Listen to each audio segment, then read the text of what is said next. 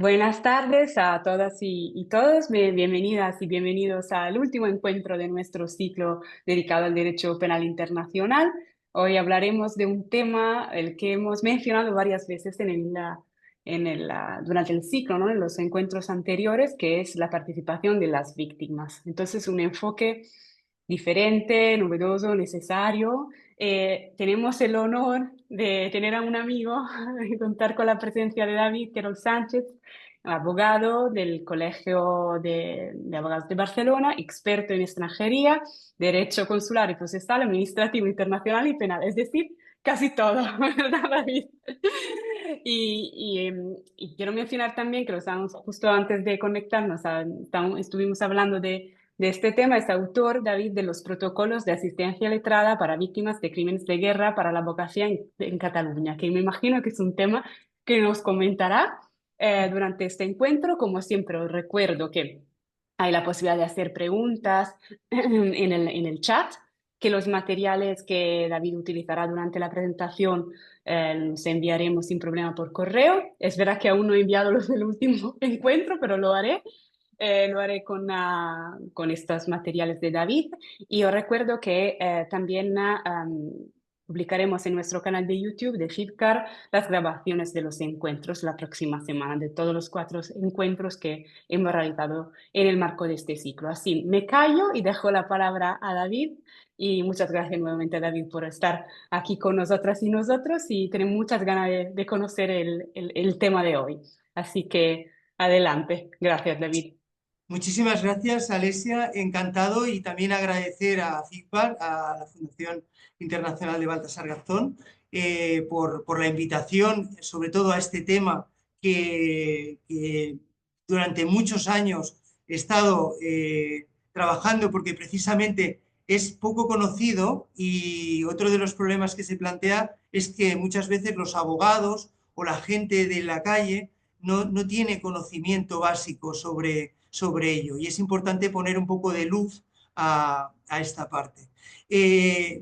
La presentación que ahora os voy a compartir eh, viene determinada sobre esto, sobre el tema de las víctimas, de los crímenes de guerra. Ya explicaré luego también el tema de los protocolos, ¿vale?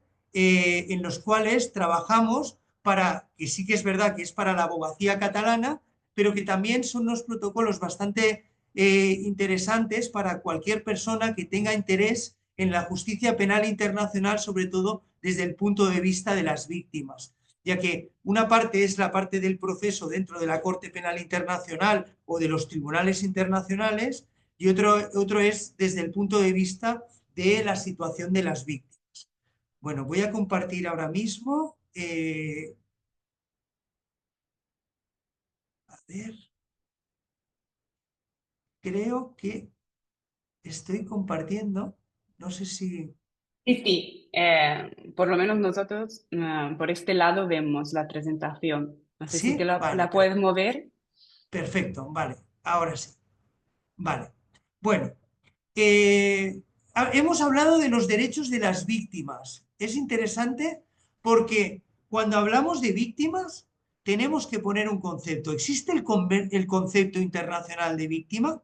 La verdad es que es un concepto que no existe como tal, ya que su significado no es único, es un concepto jurídicamente indeterminado donde hay un abanico de situación para ver la situación de qué se considera víctima. Por tanto, no es un elemento identificativo determinado y existirá y variará en función de la categoría de víctima. Más bien podríamos hablar de categorías de víctimas contempladas en la normativa internacional, que puede englobar tanto víctimas de delitos, de víctimas derivadas del abuso del poder, víctimas de violaciones de derechos humanos, víctimas de violaciones graves del derecho internacional humanitario. En este punto también indicar que existe el derecho a la víctima en guerras desde el punto de vista de la protección, que es el derecho internacional humanitario derivado de la Convención Internacional de la Cruz Roja inicialmente y todo lo que se considera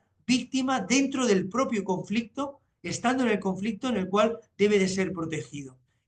No hablaremos desde ese punto de vista, sino hablaremos desde el punto de vista jurídico-judicial, que es el punto de vista que la Corte Penal Internacional también interviene cuando, por desgracia, ya ha habido esa vulneración en el cual se tenga que tratar de ver cómo se debe de proteger dentro del proceso. Y luego las víctimas de desapariciones forzadas y víctimas de violaciones de derecho internacional o víctimas de terrorismo. Fijaros la cantidad de víctimas y alcance que pueda haber en todas estas situaciones dentro de los crímenes que podamos hablar con elemento internacional. He querido diferenciar los tipos de víctimas como víctimas directas e indirectas. Las directas serían personas que han sufrido daños individuales o colectivos, pero que estén incluidas en las lesiones físicas, mentales, daños emocionales, pérdidas económicas y aquellas que hayan sufrido una vulneración sustancial de los derechos fundamentales como consecuencia de acciones o omisiones que constituyen una violación manifiesta de las normas internacionales de derechos humanos o una violación grave. ¿Qué quiere decir? Resumiendo, porque lo tenéis escrito y eso se puede leer. Las víctimas directas son aquellas en las cuales se le ha vulnerado directamente a la persona esos daños. Las indirectas pueden ser por terceras personas a familiares que puedan haber sido vulnerados por su vínculo que pueda haber, o incluso pueden haber el tema de la desaparición o incluso en el ámbito de que se les haya podido destrozar los bienes o otros seres derivados de los conflictos o derivados de los daños producidos por conflicto que haya sido de manera directa o de manera indirecta. Pudiera ser, imaginémonos, un ejemplo sería, pues pongo un ejemplo, un señor que estaba casado en Ucrania de Ecuador y vivía y era residente ucraniano, que tenía 3 restaurantes y resulta de que por el hecho de tener que exiliarse por el tema de guerra, resulta de que ha tenido que dejar abandonados los restaurantes en el cual él tenía y estaba trabajando y era propietario y por tanto algunos les han sido bombardeados y otros ya simplemente no están. Por tanto, de tercera situación por parte de la guerra, se puede considerar que este señor, sus enseres, su desarrollo, todo lo que tenía, puede hacer una función de víctima indirecta. Vamos a ver, el marco normativo internacional y nacional en el cual puede hablar. En ámbito internacional está la Convención de Ginebra, en el cual también entra dentro de la protección de los refugiados o protección internacional, los protocolos adicionales del 77, 1977 y 2005. Luego también está el convenio de La Haya, ¿vale? Del 89 y en 1907. Y curiosamente, este convenio de La Haya llegó a lo que le llaman el Estatuto de Roma, que fue la parte de la creación de la Corte Penal Internacional, de cómo se debería de establecer un tribunal penal internacional derivado de buscar la justicia penal internacional, donde se establece el estatuto de la propia Corte Penal Internacional, junto con los principios de Nuremberg, en los cuales nace de los famosos juicios de Nuremberg y todos otros procedimientos y procesos ad hoc que luego se van creando a partir de la Segunda Guerra Mundial, incluso en ámbitos como la Corte Penal Internacional en el 98. ¿Por qué? Vamos a decir un elemento importante. ¿Por qué la Corte Penal Internacional nace en el 98 y se realiza el Estatuto de Roma?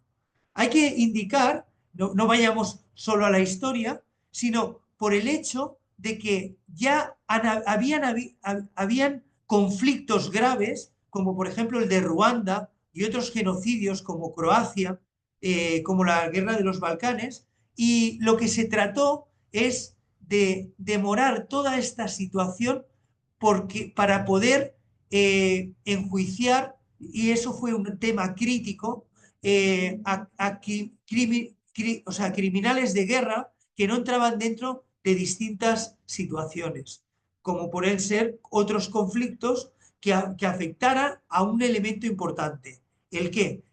El resultado de que para poder estar en la Corte Penal Internacional, los países deberían de firmar el tratado y poder ratificarlo. Y ese es uno de los elementos fundamentales. En el 98 ya habían habido varios genocidios y que de alguna manera aplicaba a que tener una aceptación por parte de grandes estados y cantidades de estados que pudieran entrar dentro de la Corte Penal Internacional.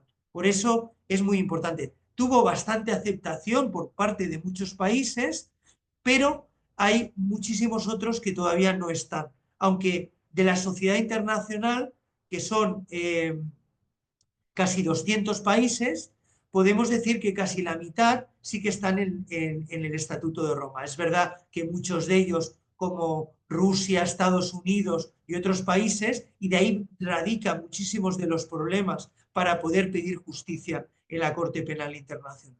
Luego, en el ámbito nacional, tenemos el Código Penal, por ejemplo, en España, que es del 95, y luego las leyes de cooperación internacional, penal internacional. ¿Por qué? Porque resulta de que uno de los, y luego los códigos penales militares. Esto se puede traspolar, el marco jurídico nacional, a muchos de los países, Francia, Italia, en el cual tienen sus propias normas y que dependerán de un factor muy importante, y es que en sus propias leyes pudieran tener derecho a juzgar en ámbito penal internacional. ¿Qué quiero decir con ello? Tienen que tener sus propias normas para ver si el Código Penal, por ejemplo en España, pudiera perseguir delitos en ámbito penal internacional, ya que el Estatuto de Roma y la Corte Penal Internacional rigen varios principios fundamentales. Uno de ellos es el tema de la complementariedad. ¿Qué quiere decir? Quiere decir que se complementa con las normas nacionales que juzguen en el ámbito penal internacional. Esto es una base muy importante a la hora de poder determinar que se pueda juzgar en la Corte Penal Internacional, que es una corte de manera complementaria. Podemos ver, por ejemplo, que tribunales, como por ejemplo en Ucrania, donde ¿por qué se está compartiendo con Fiscalía de Ucrania todo el tema de pruebas? Porque van a intentar ver si se puede juzgar esos crímenes de guerra en su momento, si se pudiera y se dieran las condiciones en esta guerra, por ejemplo, de Rusia-Ucrania, en el ámbito penal internacional.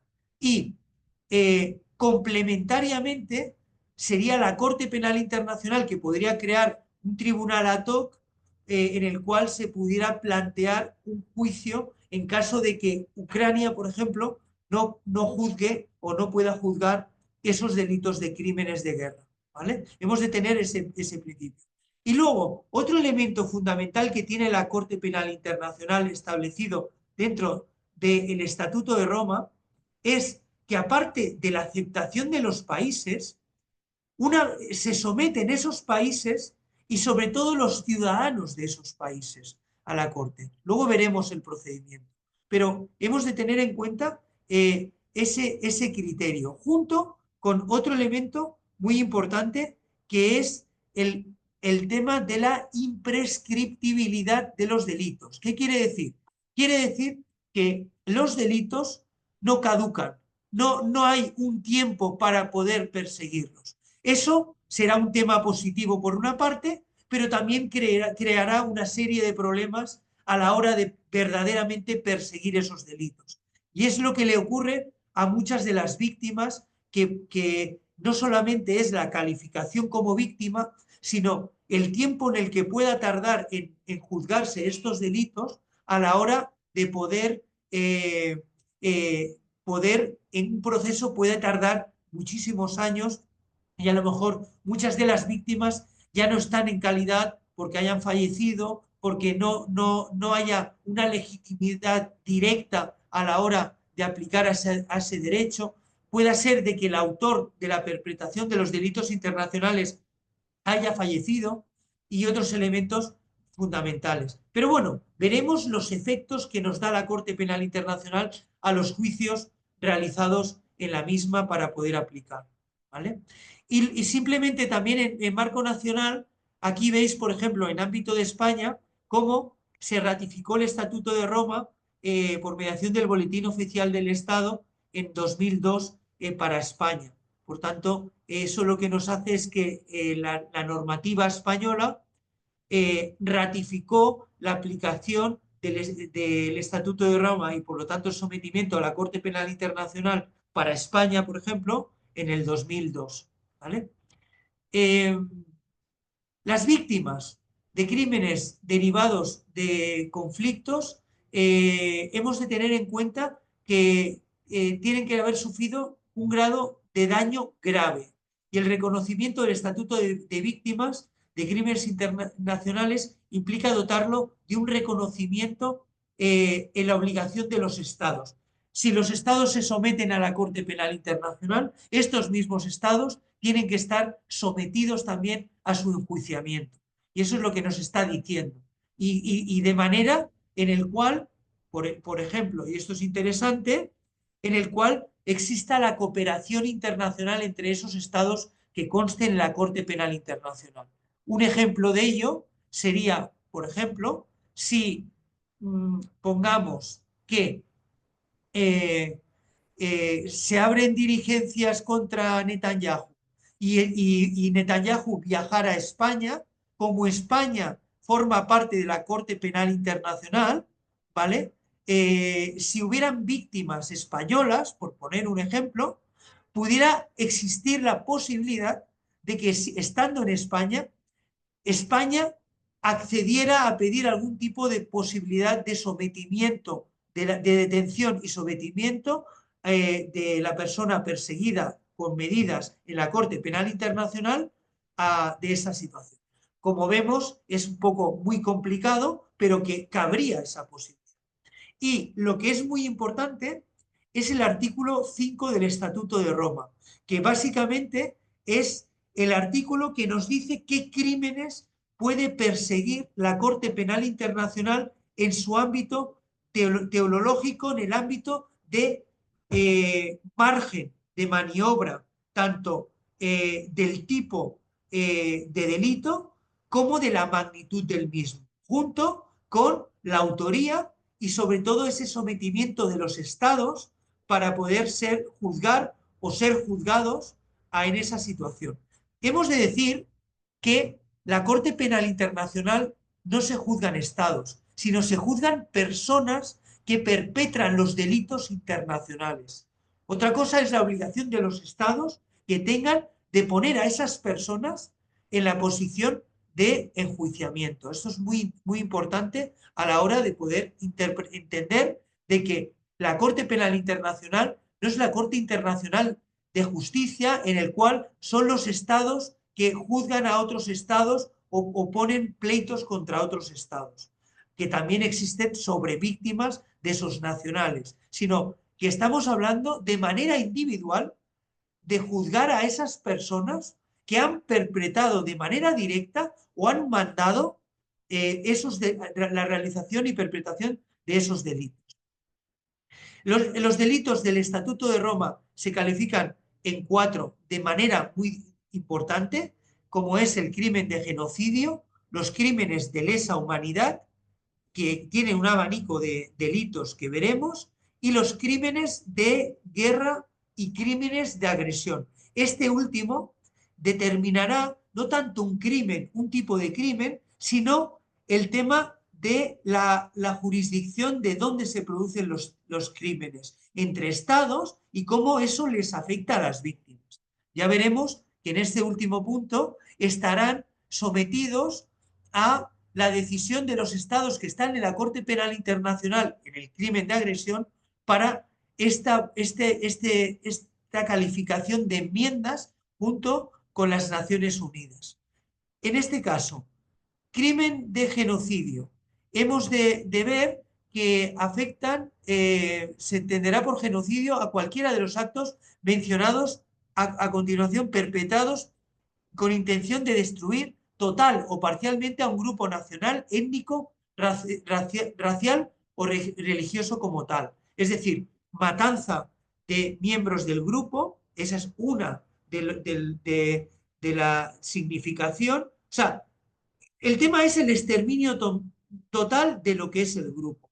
La lesión grave a la integridad física o mental de los miembros del grupo que vulnere la identidad del propio grupo como tal, pueda ser no solamente una nacionalidad, sino una condición concreta de, podamos decir, los indígenas, por ejemplo, que sería más bien una raza en el cual entienden una manera de vida diferente a esa situación concreta y que por tanto lo que quieres eliminar no solamente es a la nacionalidad, sino a lo que es el grupo entero de pertenencia de ese colectivo. Luego también el sometimiento intencional del grupo a condiciones de existencia que hayan de acarrear la destrucción física total o parcial. Esto sería, pues por ejemplo, ataques que fueran directamente realizados, por ejemplo, en un grupo en el cual estamos hablando que es genis, es decir, hombre-mujer, pues el ataque directo a las mujeres con la finalidad de que no procreen y por tanto dañarías la posibilidad de reproducción de ese grupo concreto o esa nacionalidad o de esa pertenencia de grupo establecido. Y luego las medidas destinadas a impedir los nacimientos en el seno del grupo o el traslado por la fuerza de niños del grupo a otro grupo. Hemos de recordar, por ejemplo, a título de ejemplo, en la guerra de Ucrania con Rusia, cuando se tomaron en cierta parte del Donbass la posibilidad de intentar quitar a los niños para adoctrinarles como si fueran rusos y otras situaciones graves que también ha provocado en este tipo de delitos la apertura de procedimientos en la Corte Penal Internacional para una ministra, por ejemplo, en Rusia, con esta situación concreta de genocidio. Otro elemento sería los crímenes de lesa humanidad. No sería un crimen como tal, sino estamos hablando de unos tipos de crímenes, en los cuales son actos de un ataque generalizado y sistemático contra la población civil. Por lo tanto, pensemos que entraría no solamente en la protección que entraría el convenio internacional, lo que es la Convención Internacional Humanitaria de protección dentro de un conflicto, sino todos aquellos que se produzcan tanto antes como después por ejemplo, un conflicto bélico, y que vayan encaminados a realizar un exterminio directo, más que nada poniéndolo no solamente a el espacio a nivel espacial, sino más bien al tipo material de lo que es el tipo de delito. Por ejemplo, el asesinato, el exterminio, la esclavitud, que más bien es la explotación de todo tipo de condición en el ámbito laboral, la deportación o el traslado forzoso de la población, como pueda ser el éxodo forzoso, la encarcelación o la privación grave de la libertad física o violencia de normas fundamentales del derecho internacional. Luego también la posibilidad de la tortura, la violación, la esclavitud sexual, la prostitución forzada, el embarazo forzado, esterilización forzada, casos, por ejemplo, que se han establecido que no se juzgaron aquí, pero sí en la Corte Interamericana, como fue el caso de Fujimori con el tema de las esterilizaciones establecidas por parte de un tipo concreto de población o de etnia. Esto también podría haber sido, imaginémonos, sería un caso parecido si este tipo de personas hubieran tenido la doble nacionalidad. Por eso digo que la situación de persecuciones de crímenes pueden estar en ese ámbito de ver no solamente en el Estado, sino la pertenencia dependiendo de la nacionalidad y sobre todo la condición de víctima en esos tipos de actos. Luego también la persecución de un grupo o colectividad de identidad propia fundada por motivos políticos, raciales, étnicos, culturales, religiosos. Aquí veríamos, pues, por ejemplo, que también son crímenes de lesa humanidad, podemos decir, los ataques masivos. Han habido pocos procedimientos, pero la Corte Penal Internacional hubo un procedimiento contra los ataques materializados contra mezquitas en Mali, que provocó el exterminio cultural de las mezquitas del pueblo de Ogón, que fue considerado un ataque cultural y por tanto también se consideraría un crimen de lesa humanidad en ese ámbito, y que la Corte lo puede aceptar como ese tipo de delito.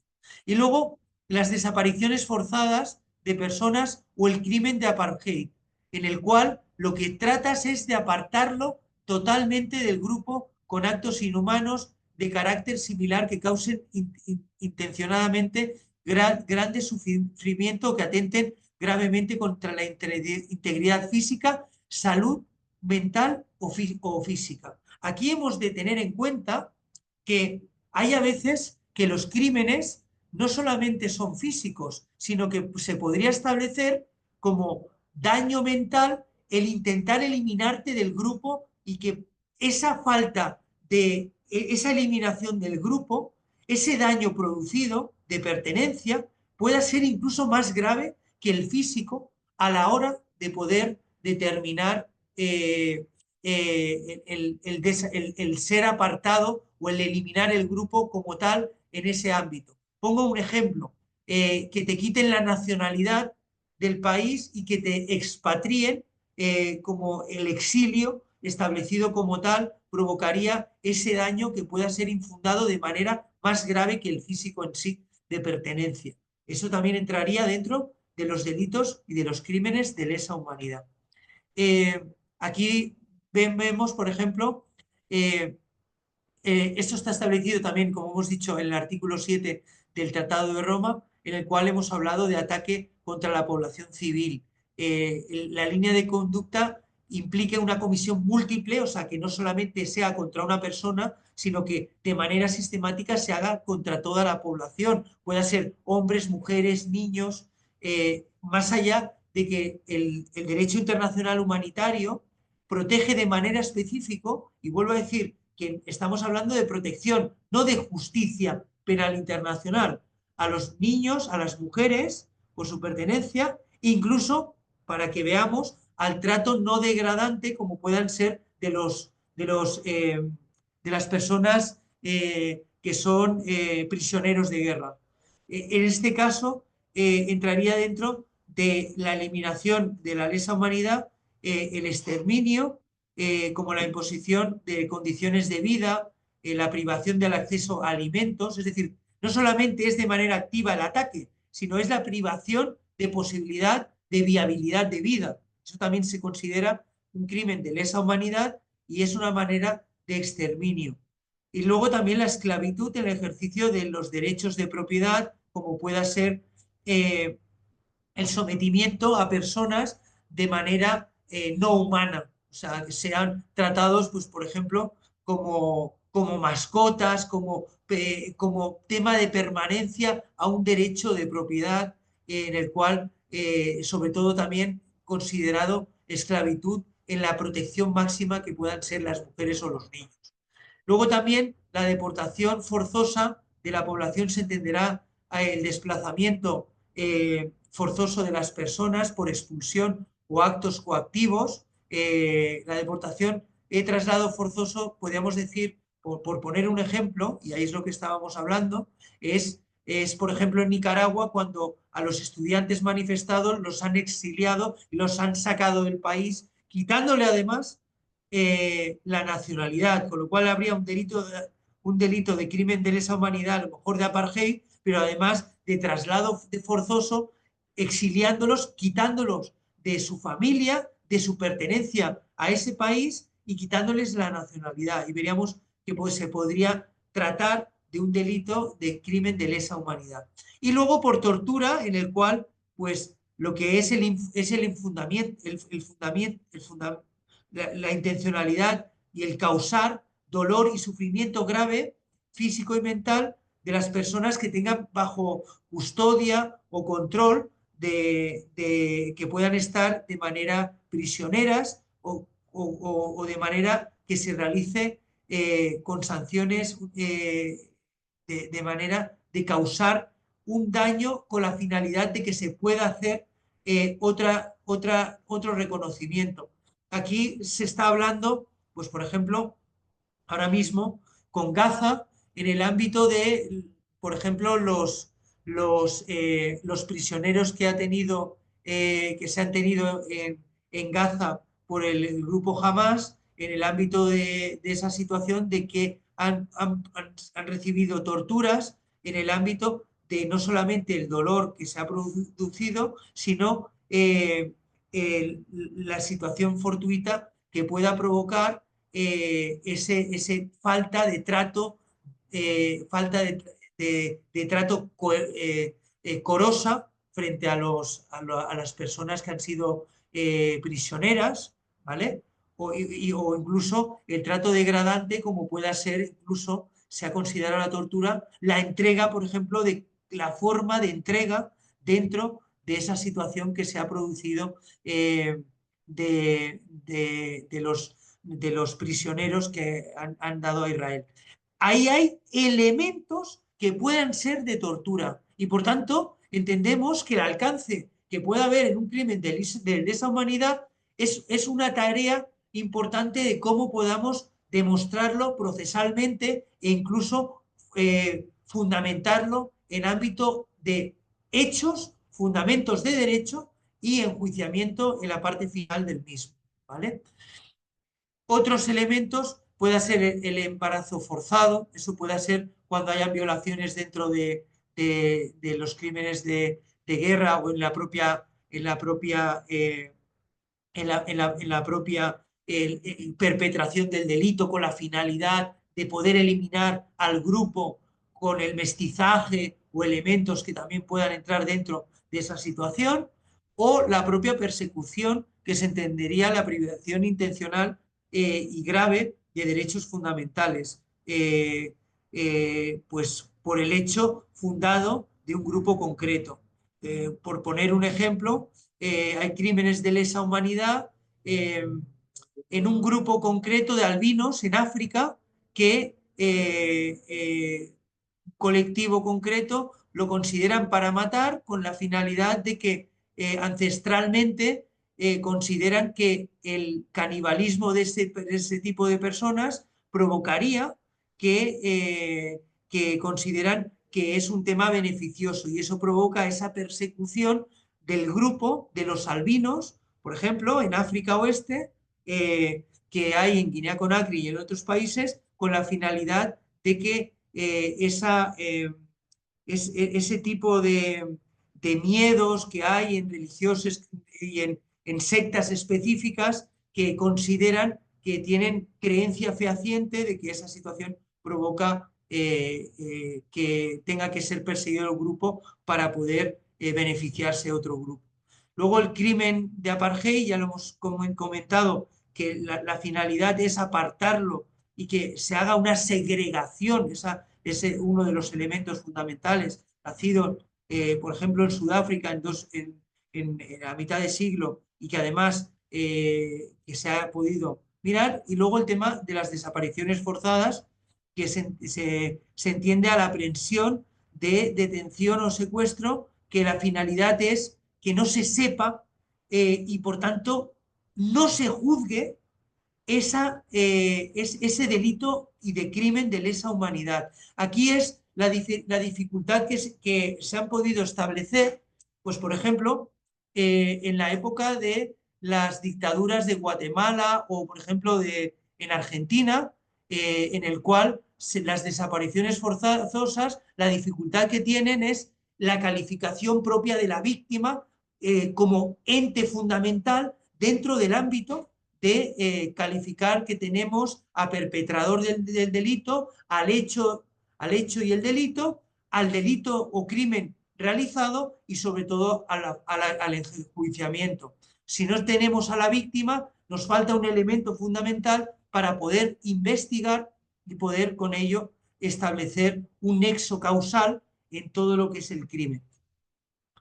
Y luego también hemos de tener en cuenta que en los crímenes de lesa humanidad hay un término de género en relación a el masculino o femenino en el ámbito de a quién se realiza, porque normalmente es más fundado o más grave aún cuando se realiza contra mujeres y niños, pero sobre todo contra mujeres, porque lo que se trata es de eliminar el grupo y de la posibilidad de que no continúe el grupo como tal en esa situación, con la gravedad establecida. ¿Vale? Otro de los aspectos es el artículo 8 que son los considerados crímenes de guerra, que además nos habla de que la Corte tiene la competencia de crímenes de guerra, en particular cuando se cometan como parte de un plan o política o como parte de la comisión de una gran escala de crímenes derivados de un conflicto bélico y que se hayan realizados antes, incluso hasta después de la guerra, porque al final las guerras se establecen dentro de la sociedad internacional y se califican como tal dentro de Naciones Unidas. Actualmente hay más de 56 conflictos bélicos abiertos, oficializados, y la oficialización de esos conflictos bélicos, sea de Estado a Estado, o sea lo que es un conflicto internacional, un CANI, conflicto armado nacional internacional, o un conflicto internacional entre estados o dentro de un propio estado, como pueda ser una guerra civil. Esa situación de calificación entra dentro de que todos los crímenes que se cometan dentro de ese ámbito pudieran tener o ser calificados como crímenes de guerra. Y entonces ese sería el estudio concreto para poder establecer que las víctimas aplican a esa situación concreta. La Convención de Ginebra del 12 de agosto del 49 nos da esa situación como crimen de guerra, por tanto, bebe de esa convención y que incluso las convenciones de la Haya han ido con ese concepto como crimen de guerra, pero el Estatuto de Roma lo que ha tratado es de poder calificarlo y concretarlo a poder establecer el vínculo de la autoría concreta para juzgar a esas personas concretas que hayan producido el delito dentro de esos conflictos que puedan estar establecidos. Aquí vemos que entran dentro el homicidio intencional, yendo ya a lo que es a la ratio material de la comisión, el homicidio intencional, la tortura o los tratos inhumanos, incluidos dentro de los experimentos biológicos. Esto se viene desde la Segunda Guerra Mundial, como se realizaron esa situación, y provoca que tengamos que entraron dentro de esa situación de facto. El hecho de causar deliberadamente grandes sufrimientos o de atentar gravemente contra la integridad física y salud, física y salud, la destrucción y la apropiación de bienes no justificados por necesidades militares y efectuados a gran escala ilícitos de manera arbitraria. Esto sería la apropiación en ámbito cuando se conquista el territorio para poder apropiarse de bienes como puedan ser cuadros, joyas u otros elementos como puedan ser edificios, con la finalidad de no solo destruirlos, sino además el poder eliminar la memoria de esos propios edificios, estableciéndolos con otra finalidad en el ámbito de que el agresor que se quede con el territorio lo pueda realizar. Pongamos un ejemplo. Imaginémonos que fuera una iglesia y la destruyen con la finalidad de crear un mercado o crear otra situación, que ese efecto de crear el mercado sea algo perjudicial o pudiera ser para el país en el cual ha sido agredido o ha sido el perdedor dentro de ese ámbito. Eso podría ser establecido también un crimen de guerra. Luego también el hecho de forzar a un prisionero de la guerra o a otra persona protegida a servir en las fuerzas de una potencia enemiga, tengamos presente una cosa. Uno de los delitos más graves es hacer que un prisionero dentro del crimen de guerra luche para el bando contrario. Y eso está considerado crimen de guerra también, el forzar a esa condición. Una cosa es que esté de prisionero, incluso en la Convención Internacional de lo que es de derecho humanitario, nos habla de que el prisionero tiene que ser interrogado, investigado de manera que sea no torturado en ese ámbito, que sea de manera correcta. Lo que pasa que en los conflictos bélicos, como no hay nadie que pueda juzgar esa situación o no se tenga prueba de ello, lo que se hace es el exterminio con la finalidad de no tener ese tipo de trato degradante dentro de este ámbito, ¿vale? Y luego, el hecho de privar deliberadamente a un prisionero de guerra, a otra persona protegida, su derecho de ser juzgado de manera legítima e imparcialmente. Esos son los que muchas veces se plantean como juicios sumarios sin tener abogado, procurador y hacen asesinatos masivos sin tener derecho a defensa. Eso también se consideraría un crimen de guerra establecido como tal.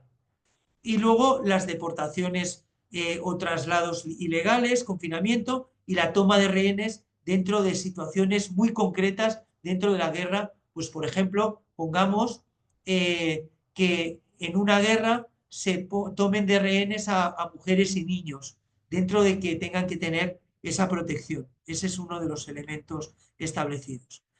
Seguimos con los crímenes de guerra, en el cual es un abanico grande el artículo 8 del Estatuto de Roma y en el cual nos dice que existen otras violaciones graves como de leyes, como puedan ser el dirigir intencionadamente ataques contra población civil. Esto entra dentro de algo que tarde o temprano se hablará dentro de lo que son los crímenes de lesa humanidad. Incluso dentro del Estatuto de Roma van a haber enmiendas que se van a hablar sobre el tema de los ataques con drones y otros elementos muy importantes a la hora de decir quién es o cómo se considera un ataque de drones dentro de un conflicto bélico o no bélico en el cual produce gran cantidad de víctimas. Esto se está intentando de ver cómo entran dentro de las enmiendas y ahora veremos también quién tendría capacidad para hacer ello, hacer esto. Dirigir intencionadamente ataques contra la población civil, esto lo estamos viendo en Ucrania, por ejemplo, cuando se atacan con drones. Dirigir intencionadamente ataques contra bienes civiles, y es decir, bienes que no son objetivos militares, porque los objetivos los tienen que determinar, pero se tiene que atacar el objetivo. Pongamos un ejemplo. Si se está atacando un ataque en Gaza de un hospital porque se sabe que en la planta número 5 está los terroristas de Hamas, se tendría que atacar la planta 5, no derruir todo el edificio con todas las personas dentro.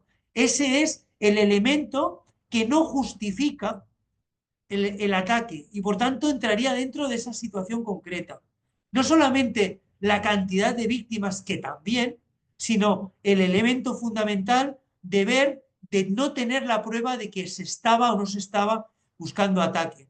La historia es que muchos de esos elementos de ataques selectivos dentro de ámbito militar provoca que no se pueda investigar que verdaderamente estaban el objetivo concreto a la hora de poder decir que ataco a todos los civiles o que incluso es más, se considere que los civiles están puestos ahí de manera que o protejan a las personas de ese aspecto o más bien lo que hemos hablado anteriormente, sean rehenes de los grupos armados. Ahí es donde radica la dificultad dentro de la víctima de poder determinar muchos de los temas de investigación en este ámbito.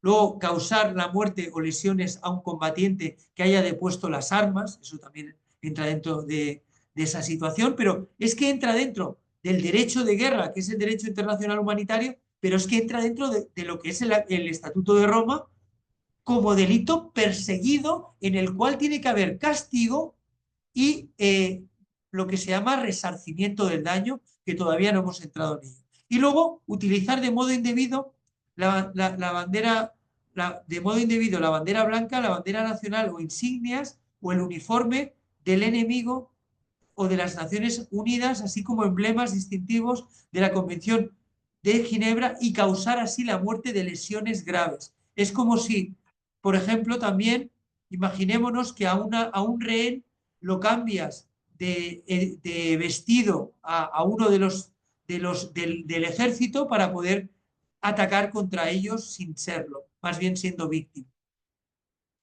El artículo luego también sería emplear armas, proyectiles, materiales o métodos de guerra propia de naturaleza de daños superfluos o sufrimientos innecesarios, lo que hemos hablado. Aquí entraría dentro lo que hemos hablado del artículo 121 y 123 del Estatuto de Roma, en el cual nos establece que son los estados que pertenecen al Estatuto de Roma y a la Corte Penal Internacional los que tienen que realizar las enmiendas, de calificar los delitos, de realizar apertura de procedimientos específicos contra ataques selectivos o persecuciones concretas de delitos realizados. Esto es lo que dio pie, pues por ejemplo, a que se realicen enmiendas para persecuciones dentro de la Corte Penal Internacional, armas a la Fiscalía de la Corte Penal Internacional para abrir diligencias contra Netanyahu, contra Putin en Rusia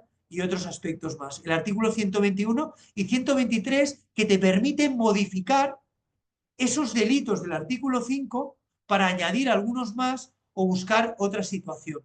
Desgraciadamente no se han movido más que en el delito de agresión cuando se habla de manera masiva y se introdujo ese delito de agresión, pero no en el ámbito del delito en sí, que no se ha movido de manera material, sino más bien en cómo se ha realizado ese delito, es decir, en un tema de conflicto bélico en el cual un país ha querido invadir a otro o tener un tema de agresión hacia otro y por tanto la agresión dentro del territorio provoca esa situación concreta.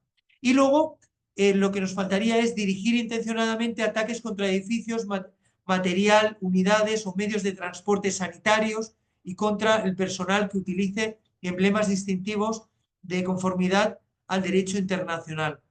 Se me ha olvidado decir que en el derecho internacional humanitario, que está la Convención Internacional de la Cruz Roja, nació precisamente en base a eso, a que los transportes sanitarios, los médicos y todo lo que es el personal sanitario está más que radicalmente protegido o debe de ser protegido dentro de que una cosa es la protección y otra cosa es la persecución dentro de ser calificado o juzgado más bien los crímenes como una persecución directa, efectiva y de tramitación en un tribunal como es la Corte Penal Internacional.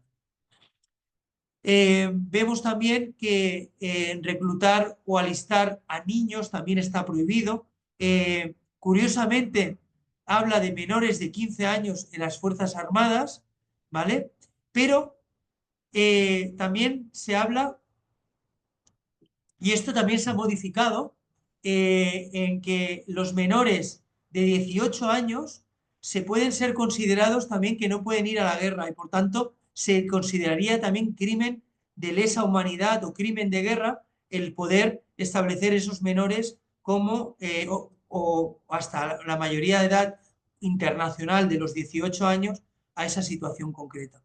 En caso de conflicto armado que no sea de índole internacional, como el artículo 3 de la Convención de Ginebra, que nos habla de hostilidades a miembros, incluidos los miembros de Fuerzas Armadas que hayan depuesto las armas, personas fuera de combate, enfermas, heridas, atentados contra la vida, contra el homicidio. Bueno, todo esto de que se vuelve a repetir en el ámbito que es todo dentro de lo que es la guerra, ¿vale?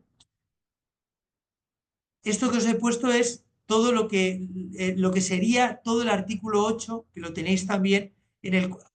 Sería interesante, por ejemplo, que esto también se estaba hablando ahora, pues por ejemplo, el emplear gases asfixiantes y tóxicos dentro de la guerra, no solamente los drones, sino ataques selectivos, que por ejemplo en Ucrania también se ha hablado de gases que se están estableciendo para poder aniquilar de manera más rápido a esa situación, se considera crimen de guerra, ¿vale? Y emplear balas o todos los elementos que su finalidad es infundir el máximo daño de manera más rápida y sobre todo a una colectividad más amplia. Ese es el tema más importante que pudiera haber, ¿no?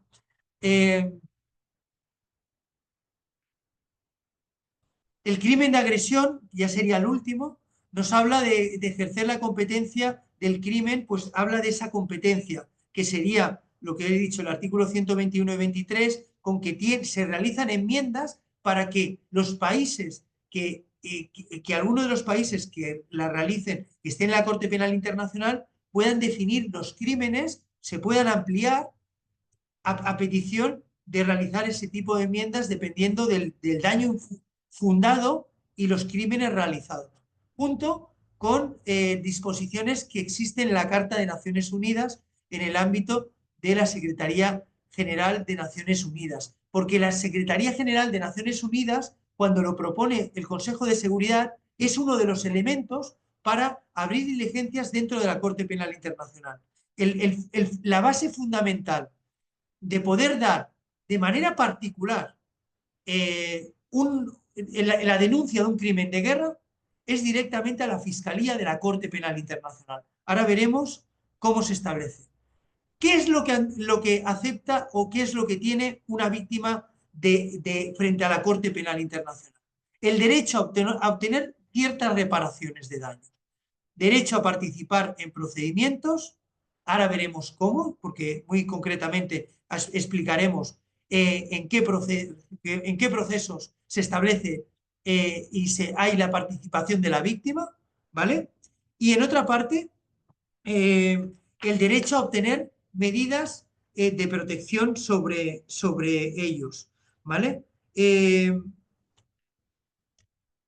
Las principales características ya hemos hablado que no existe un concepto internacional tampoco y único en esta situación, pero son personas físicas que han sufrido daños a consecuencia de uno de los delitos que anteriormente hemos mencionado, ¿vale? Dentro de la competencia de la Corte Penal Internacional, y hemos de hablar, vuelvo a decir, dentro de la complementariedad, porque puede haber países que ya tengan implementado en su Código Penal la posibilidad de juzgar esos crímenes internacionales. Pero complementariamente se puede solicitar o incluso el Estado puede pedir el hacerlo dentro de la Corte Penal Internacional porque no tuvieran medios de investigación para poder investigar esos crímenes. Eso también es una potestad que tiene la Corte Penal Internacional y los estados que están dentro de la Corte Penal Internacional. Y luego también las víctimas pueden ser organizaciones o instituciones que se dediquen sus bienes o su actividad para la religión o para lo que verdaderamente se está tratando de hacer desaparecer, como pueda ser el grupo étnico, la educación, las artes o los hospitales o la situación que afecte de manera directa a esa situación. ¿Qué derechos tienen las víctimas?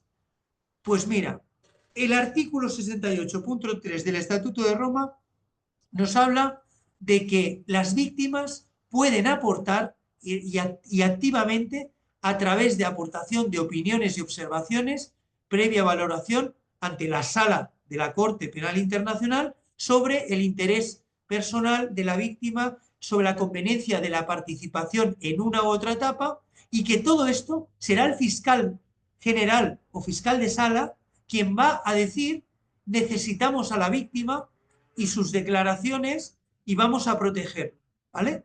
Aparte, la víctima tiene una posición bastante activa que ahora veremos, ¿vale? Tiene derecho a obtener medidas de protección para asegurar que su declaración va a ser de manera positiva y que va a ser de manera segura, que no va a correr ningún tipo de peligro ni riesgo por el hecho de declarar frente a la Corte Penal Internacional. Su bienestar físico, psicológico, la dignidad. Pensemos que son delitos tan graves que pueden haber matado a sus familiares y eso provoca un daño psicológico grave. Y por tanto, la dignidad de la persona y la vida probada de las víctimas. Y que pueda ser también ese aspecto. Un tercer aspecto es el derecho a obtener reparación, incluida la restitución, cuando pueda ser, ¿vale? Por ejemplo, reconstrucción en ese aspecto, y cuando no se pueda reconstruir porque pueda ser la muerte de un familiar, una indemnización y la rehabilitación. Tiene un carácter activo en ámbito civil, de reparación de daño civil, la víctima que lo pudiera hacer dentro de esa petición formal también, ¿vale? Y tiene el derecho también a recibir asesoría jurídica dentro de lo que es la sala de los abogados de la Corte Penal Internacional, ¿vale? Que es la sala de víctimas donde tienen los abogados que puedan accionar esa protección específica hacia la víctima dentro de que analizarán cómo va a participar o pueden participar. Hemos de tener presente una cosa: como es imprescriptible el delito, la víctima puede ser de que el procedimiento judicial ya se haya iniciado, se esté acabando. Por tanto, esa víctima puede tener una función activa o puede sumarse a otras víctimas que han participado en el proceso. Por tanto, lo que quiero decir es que si ya se ha hecho el juicio, como es imprescriptible, siempre esa víctima puede ser considerada víctima con la finalidad de pedir su indemnización o reparación del daño dentro de esa situación concreta, sea como sea o esté como esté el procedimiento en la Corte Penal Internacional. Luego también el derecho a la asistencia jurídica a nivel de practicidad, porque también la asesoría es de informar y el tema de la asistencia es dentro de la Corte. Vías de actuación dentro de la Corte Penal Internacional. El tema es que a través de un Estado parte en el cual al fiscal es susceptible de ser investigado por hacer el cometimiento de los crímenes atribuidos a la Corte Penal Internacional. Bien, artículo 14. Un Estado parte, ¿vale?, que solicita la investigación dentro de la sociedad internacional. Puede ser a través del Consejo de Seguridad, como hemos dicho, que remite los hechos que puedan ser cometidos como crímenes al fiscal de la Corte Penal Internacional, un Estado que presenta al fiscal esa petición, ¿vale?, o el propio Consejo de Seguridad, o a través de una investigación iniciada de oficio por parte del fiscal de la Corte Penal Internacional. La víctima, ¿qué hace aquí? La víctima puede dar información a la Corte Penal Internacional para que, a la Fiscalía de la Corte Penal Internacional, para que de oficio ese fiscal abra el procedimiento, ¿vale? Ese procedimiento, el procedimiento también puede ser también para enjuiciamiento de crímenes internacionales, se divide en 3 fases. La fase de investigación o instructora de los hechos, investigación de esos hechos, que aquí es donde está el mayor valor de dinero que cuesta el poder investigar y que todos los países de la Corte Penal Internacional aportan dinero y luego también aportan dinero entidades privadas y públicas, ¿vale?, a nivel internacional. Y luego también la fase intermedia, que sería la de enjuiciamiento dentro de la Corte. Y luego la fase de resolución, donde estaría la fase del resarcimiento de los daños. Dentro de la fase intermedia pueden haber unas medidas cautelares en el cual se proteja a la víctima dentro de la participación, como hemos hablado, y en la fase de resolución también es ver que se cumple lo juzgado. Eso es importante, ¿vale?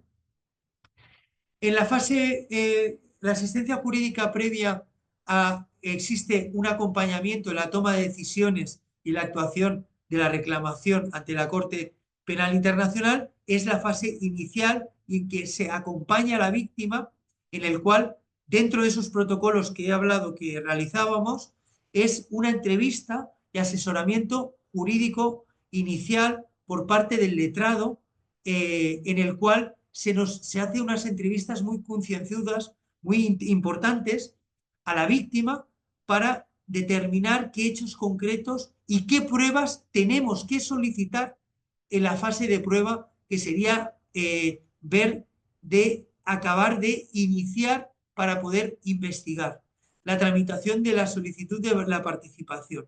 Entonces se hace un análisis de la víctima para saber en qué parte va a participar o en cómo va a participar. Eso es un tema fundamental en el cual el abogado, el letrado, le va a poder asistir.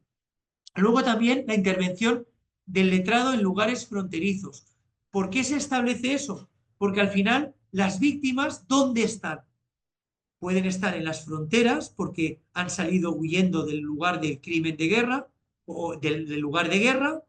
Puede ser que una víctima no le haya afectado la guerra en este momento, pero le han matado posteriormente a sus familiares y se haya convertido en víctima. Cuidado, porque ahí tenemos la posibilidad de que antes no era víctima y posteriormente ha sido víctima a un tema de una guerra. Como es imprescriptible, la dificultad es poder calificar el cuándo, el por qué y el qué y verdaderamente si es víctima o no. Y luego la asesoría legal para ver si eso prosperará como tal dentro de esa situación de víctima. Luego también estaría la fase de instrucción o enjuiciamiento, que sería la fase intermedia, que la participación es del letrado designado en la Corte Penal Internacional. Vamos a ver, en Cataluña, en los protocolos, hemos puesto que hayan abogados que se le informe de todo esto. Pero existen unos abogados dentro de la Corte Penal Internacional que van a ser los abogados que van a ir dentro del juicio. Y esos abogados van a defender los intereses de la víctima dentro de la reparación del daño, sea indemnización económica, sea también el poder revertir la situación del daño. Imaginémonos que una persona es perseguida por su condición sexual. Pues el que esta persona pueda ser resarcida de que pueda pasear libremente en un futuro en el lugar donde se le ha perpetrado el delito, es un resarcimiento de forma a esa situación concreta de protección y de reparación del daño. Por eso son elementos de ejemplos donde se pueda establecer esa situación concreta del daño. Y luego la tramitación de la asistencia jurídica gratuita, en el cual los abogados de la Corte Penal Internacional que están acreditados, existen que son abogados que pueden existir la justicia jurídica gratuita, en el cual a las víctimas se les paga todo el proceso de el daño a estos abogados que van a hacer el trabajo. Por tanto, existe el derecho a la asistencia jurídica gratuita a las víctimas.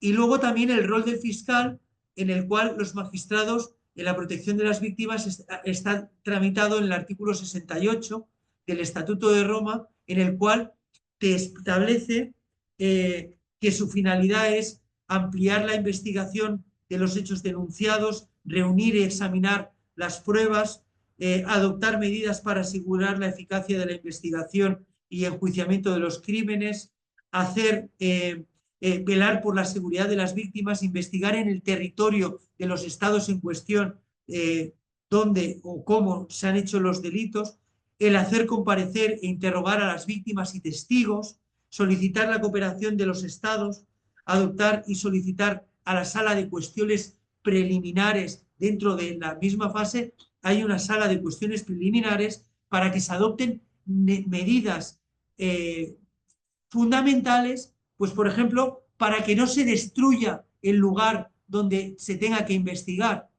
Por ejemplo, se le pide a las cuestiones, a la sala de cuestiones preliminares, que se obligue al Estado que no toque nada para que pueda ser, por ejemplo, en un bombardeo masivo, que no se toque nada dentro de esa situación. Como veremos, muchas de esas situaciones que hayan pasado muchos años, pues son perjudiciales para la investigación. Entonces entra dentro de esa dificultad que puede haber. Y luego, dentro de la fase de instrucción y de enjuiciamiento, también se habla sobre el derecho de la reparación de la víctima, diciendo qué es lo que quiere la víctima. La víctima quiere dinero, quiere una indemnización, la víctima quiere la reparación del daño en ámbito de memoria histórica y por ello que sea reparado con la memoria de quiénes fueron y cómo y qué participación tuvieron a lo mejor en una parte de una guerra, o incluso cómo se cuente la historia, que muchas veces eso es lo que más se busca dentro de esta situación concreta.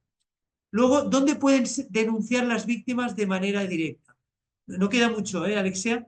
En la Fiscalía de la Audiencia Nacional, cuando, por ejemplo, hemos hablado que los tribunales internos, y en este caso España, sí que sería conveniente de que si la víctima es española, podría ir a la Audiencia Nacional a solicitar a la Fiscalía que se ha producido un crimen dentro de guerra o que es víctima de guerra.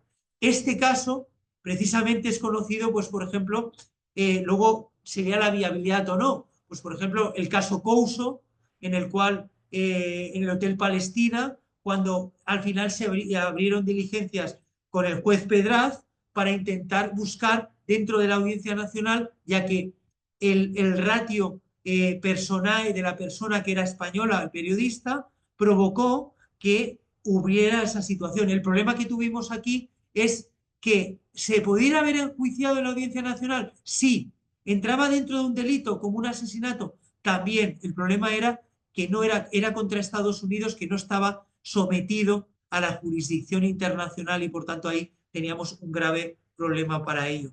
Entonces, delitos internacionales, pero también están dentro del Estatuto de Roma, porque pueden haber esa doble incriminación y la Corte Penal Internacional poder también hacerlo. Luego también la Oficina de Protección de las Víctimas dentro de la Corte Penal Internacional, que es donde están estos letrados, abogados acreditados, y donde se califica el ofrecimiento, soporte y asistencia a las víctimas de los representantes legales de las mismas.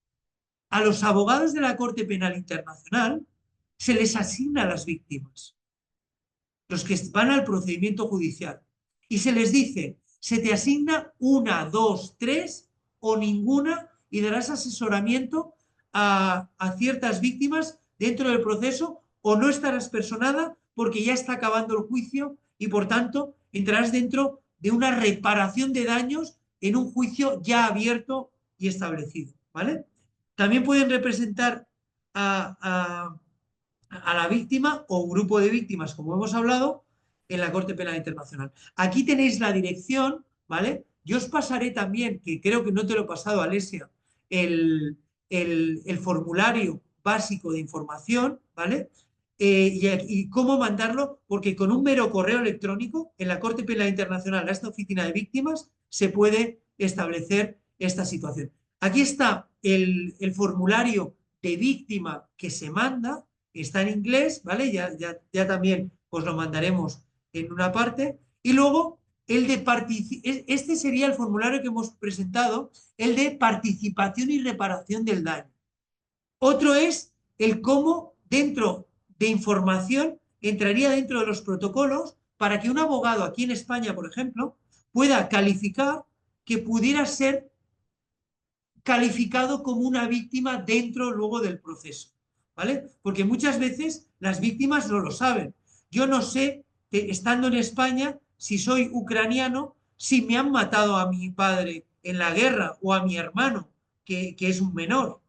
Pero va y resulta de que luego me he enterado que posteriormente lo han matado, o ha pasado, o no lo han matado, pero me han destruido mi casa, o esta sería la información que se da para luego calificarlo dentro de esa situación concreta. Investigaciones abiertas actualmente en la Corte Penal Internacional, que como vemos, están abiertas y son eternas. ¿Por qué? Porque son imprescriptibles los delitos. República del Congo, Uganda, Darfur, Sudán, Kenia, República Centroafricana, Bangui, Costa de Marfil, Mali, República Centroafricana 2. Esos son procesos abiertos. Georgia, Palestina, Bangladesh, Myanmar, Afganistán, Venezuela, Ucrania. Pues todas estas, ahí tenéis los enlaces para poder ver cuáles se están abriendo más o no. El problema que tenemos es que desde el 98, 2002 en España, la Corte Penal Internacional cuesta mucho tiempo en acabar las investigaciones por esta dificultad de lo que hay. Por eso lo vemos como un país de las maravillas en la dificultad de investigación. Pero sí que es verdad que estas acciones a nivel público, prensa, mediáticas que se realizan cuando se va a la Corte Penal Internacional, ya es una reprobación al Estado y ya es un poco una sentencia en el cual pueden haber otras cortes penales internacionales, pues por ejemplo la Corte Internacional de Justicia o los propios estados dentro de la sociedad internacional cuando ponen vetos o por ejemplo ponen sanciones internacionales en ámbito económico, puedan ser en otro ámbito, en ámbito internacional público, por ejemplo. ¿Vale? Y luego tenéis aquí el enlace de la Corte Penal Internacional, donde os explica ciertas partes, como puede ser analizar pruebas y otros aspectos, que hay unos vídeos muy bien establecidos. Y bueno, básicamente estos serían lo que os quería explicar. Sé que es muchísima información lo que os he dicho, pero bueno, tenéis también, os he pasado también el Estatuto de Roma y luego también cómo, por ejemplo, España en el Boletín Oficial del Estado se sometió a la Corte Penal Internacional, incluso qué países posteriormente se han sometido y qué casos hay abiertos actualmente y se pueden ir abriendo. Por tanto, esa sería un poco la idea y bueno, hasta aquí mi exposición, que sé que ha sido un poco extensa, pero bueno, muchas gracias a todos. No, muchísimas gracias a ti, David, porque de verdad esto completa tu presentación completa y los que se dejaron abiertos en los primeros tres encuentros, donde se habló mucho de las víctimas, de la necesidad que las víctimas tomen más espacio, pero no teníamos, yo creo, una idea tan completa, porque como decías tú, a veces es un tema que se queda un poco al margen de lo que son sus derechos, los derechos de las víctimas y cómo a nivel práctico se implementan dentro del marco de lo que es el Estatuto de Roma. Yo dejo tiempo para que las personas, las personas conectadas, si tienen preguntas, las pueden poner en el chat y te hago yo una primera pregunta. Eh, a raíz de lo que acabas de decir, y teniendo en cuenta lo que son los derechos ya, digamos, fijados, ¿no? En el estatuto. Según tu experiencia, el terreno, porque tú tienes una experiencia en el terreno importante, ¿cuál crees que son los desafíos que siguen enfrentando las víctimas en este contexto? ¿Y cuáles podrían ser las mejoras de este sistema? ¿O dónde se podría ir para mejorarlo, ¿no? Pues mira, una pregunta muy interesante, Alesia, y te voy a decir en qué. Como en todos los procedimientos y en todas las cortes, el problema es el tiempo en juzgar, en juzgar los procedimientos. Y sí que es verdad que dentro, lo que he dicho, el problema de la imprescriptibilidad es que tenemos siempre la posibilidad de juzgar, pero el tema es que no podemos tener todos los elementos porque pueden ser que hayan desaparecido, pueden ser que las víctimas hayan muerto, pueden ser que los que ansían justicia ya no estén o que incluso los justiciables en el cual no se planteen. Entonces, aquí lo que debería hacer es, no solamente en la problemática de que los países se adhieren, los estados se adhieren a la Corte Penal Internacional, sino sería un compromiso real por parte de los países que ya están en juzgar y hacer juzgar verdaderamente a esa situación. Las víctimas, lo que ellos quieren, muchas, no es tanto dinero, no es tanto, es más bien el reconocimiento a la hora de estar. Tú lo sabes bien, Alesia, por ejemplo, cómo en víctimas en la guerra civil, cómo se está trabajando con la memoria histórica, ¿no?, de la Fundación, en el cual verdaderamente no es una cuestión de tiempo, sino es una cuestión de forma. Y las víctimas lo que quieren es ser reconocidas como víctimas para ver cómo se puedan contar la realidad. Te pongo un ejemplo.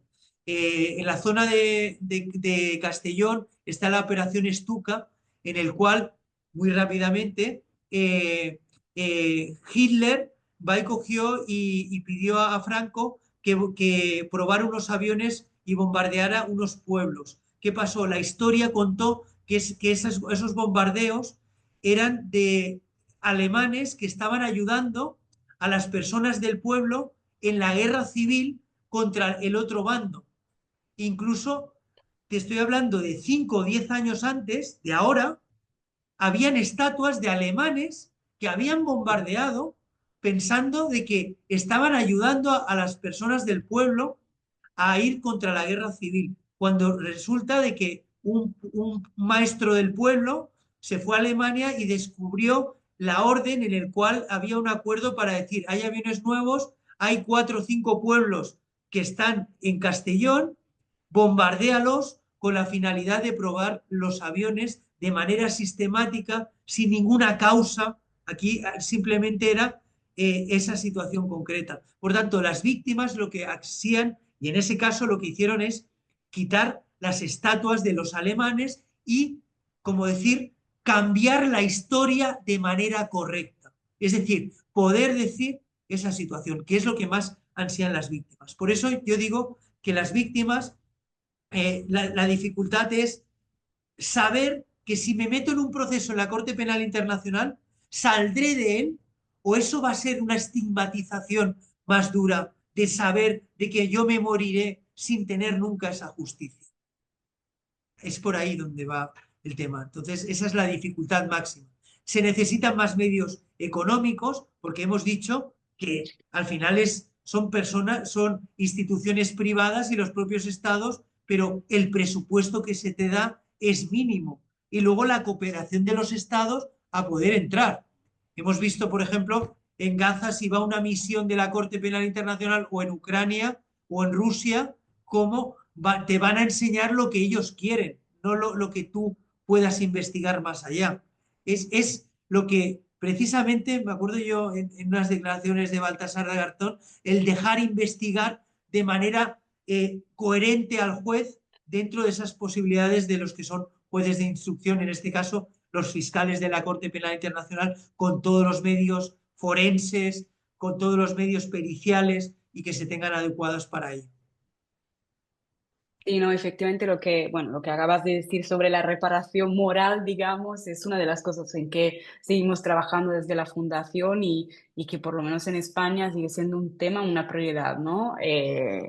O sea, mencionaste la imprescriptibilidad de los crímenes, todos temas muy actuales y necesarios también en un contexto como el contexto español, porque siempre no pensamos en contextos lejanos, digamos más actuales, porque lo vemos en la televisión, pero hay cosas que nos afectan más de cerca. Y el tema del apoyo de los países y del apoyo tanto a nivel económico concreto como apoyo efectivo, ¿no? Lo que es el trabajo de la Corte, es un tema un fil rouge, ¿no? Que hemos tratado en todos los encuentros, porque con las noticias no, que han salido en estos días, en estas semanas, desde Estados Unidos, no solamente, desde Italia también, ¿no? Que hay a poco parece que no hay miedo en demostrar una falta de compromiso con lo que es el rol de la corte, ¿no? Y esto afecta al trabajo de las personas, sino que le pone en peligro, como en el caso de Estados Unidos, que han puesto sanciones en contra de Yo del iría, equipo, ¿no? Alesia, yo iría a un punto más. Y sí que a lo mejor soy un poco más radical. El tema es que los países, ¿vale? Y los cuales ponen palos a las ruedas, imaginémonos, por ejemplo, el tema de Venezuela.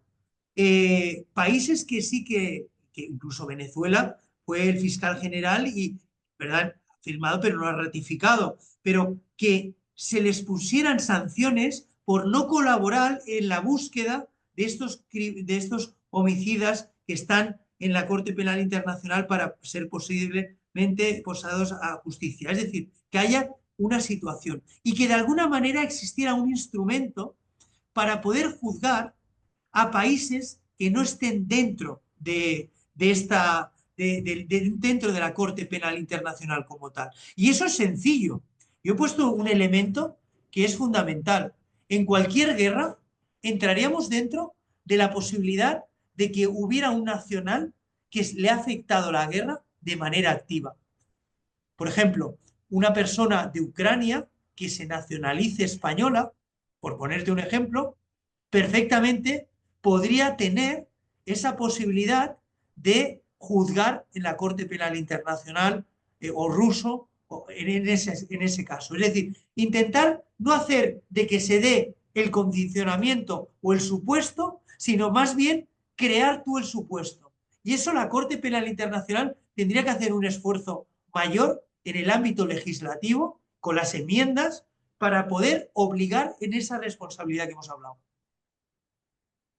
No, es interesante y seguramente sería una manera para, ¿no? pasar algunos, resolventar algunos problemas. Luego las enmiendas pasan por la Asamblea de los Estados partes y ahí, Correcto. ¿no? Donde, es donde hay el problema gordo, ¿no? Porque nuevamente se vuelve un tema político pero ojalá, o sea, estamos aquí, No, trabajamos en estos temas con la esperanza que se pueda mejorar, ¿no? Y que se vuelva de alguna forma a retomar el compromiso hacia estos valores, aunque ahora es muy difícil de creer en esto, por lo que estamos viendo, por las debilidades que vemos en el sistema, pero como de, no me acuerdo qué ponente en el ciclo, pero dijo, bueno, pero el sistema sigue existiendo, por lo tanto también hay esperanza que mejore y que aún no estamos en una etapa tan mira, dramática. estuvimos hablando con Luis Ocampo, el primer fiscal de la Corte Sí. Penal Internacional, que vino también a Barcelona hace poco, y precisamente lo que hablaba es que en ámbito internacional, si se pusieran sanciones económicas de carácter grave, porque al final estamos hablando de la sociedad internacional, lo que manda son el Estado y el dinero de los estados y los acuerdos comerciales. Lo estamos viendo ahora mismo con las guerras que hay comerciales, con los aranceles y todo esto. Si esto se estableciera de manera activa y de manera de responsabilidad fuerte, el tema sería otro dentro de la Corte. Habría como un respeto mayor dentro a la Corte Penal Internacional en ese aspecto. Por tanto, obligaría a eso porque tú no estás juzgando a un Estado, estás juzgando a un presidente o a un genocida de un Estado. Por lo tanto, es de carne y hueso, son decisiones de personas concretas. Que aquí hay otro elemento, es el tema de los foros, de los aforamientos, es decir, que puedan no estar aforados y poder ser juzgados dentro de su posición como jefe de Estado o no. Ese también es otro de los elementos.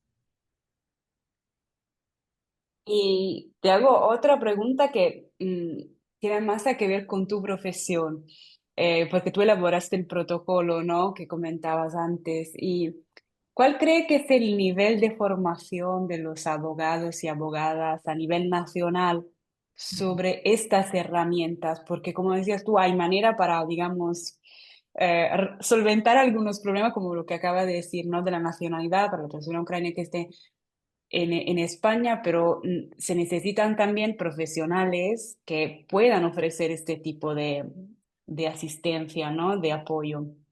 Mira, muy buena pregunta y te voy a comentar.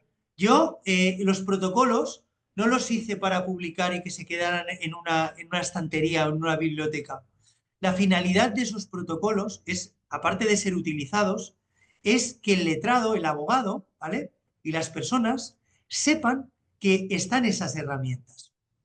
Cuando yo hice el protocolo, uno de los puntos, que no está aquí, ¿vale? Pero ya te lo, no sé, creo que te los pasé, eh, es la detección de las víctimas.